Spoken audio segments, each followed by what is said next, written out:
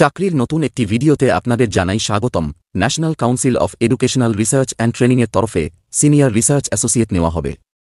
চুক্তির ভিত্তিতে ওই কাজের জন্য স্নাতকোত্তর যোগ্যতাসম্পন্ন ব্যক্তিদের কেন্দ্রীয় শিক্ষা প্রতিষ্ঠানে কাজ করার সুযোগ থাকছে। বিজ্ঞপ্তিটি বলার আগে বলে রাখি, যারা আমাদের চ্যানেলে নতুন এসেছেন অবশ্যই চ্যানেলটি সাবস্ক্রাইব করে নেবেন।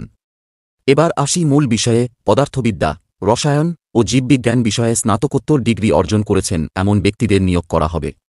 ডিভিশন অফ এডুকেশনাল কিটস অনুমোদিত দুটি কর্মসূচিতে কাজ করতে হবে সিনিয়র রিসার্চ অ্যাসোসিয়েট হিসাবে।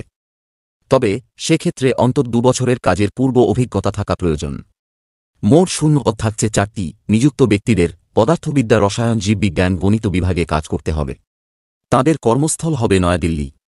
স্নাতকোত্তর যোগ্যতাসম্পন্ন ব্যক্তিদের ন্যাশনাল এলিজিবিলিটি টেস্ট নেট উত্তীর্ণ হতে হবে।